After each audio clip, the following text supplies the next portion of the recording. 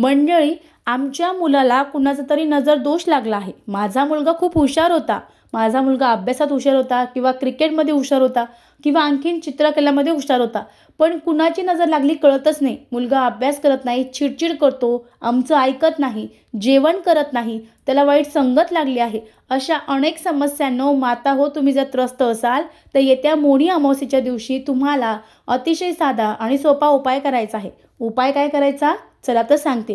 पण महिलांनो, उपाय करताना अगदी श्रद्धेने करा, मनात किंतु परंतु चुकूनही ठेवू नका. मग उपाय कसा करायचा तर तुम्हाला रविवारी न चुकता 1 वाटी तांदूळ घ्यायचा आहे. तांदूळ स्वच्छ धुवून घ्या, त्याचा भात तयार करायचा आहे. पूर्ण वाटीभर तांदूळ जो भात तयार केला आहे तो तुम्हाला एका कागदावर घ्यायचा आहे. त्या कागदाच्या खाली एक प्लेट ठेवायची आहे, त्या कागदावर तो भात टाकायचा आहे. त्यानंतर थोडंसं कुंकू किंवा थोडंसं गुलाल आहे तो गुलाल त्यावर टाकायचा आहे. त्यानंतर त्यावर थोडेसे काळे तीळ टाकायचे आहे आणि त्यानंतर त्यावर आपल्या भीमसेनी कापडाचे तुकडे टाकायचे आहे.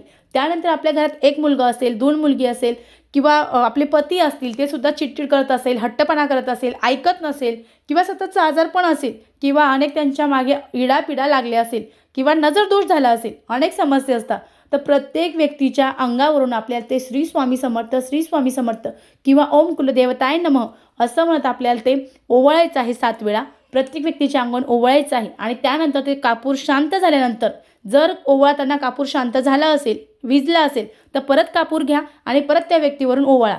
7 वेळेस प्रत्येक व्यक्तीवरून ओवाळायचं आहे आणि त्यानंतर कुणाशी न बोलता तुमच्या टॉयलेटमध्ये किंवा बाथरूमच्या खिडकीमध्ये ते भात तो तसंच ठेवून द्यायचा आहे आणि दुसऱ्या दिवशी जिथे लोक जात नाही, ज्यांचा पाय लागणार नाही, त्या ठिकाणी तो भात टाकून द्यायचा आहे सकाळी उठल्या उठल्या आणि घरात येताना हातपाय धुवून घरात यायचं आहे.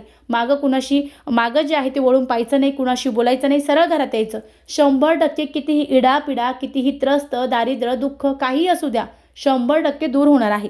अतिशय साधा सोपा उपाय आहे, अवश्य करावा.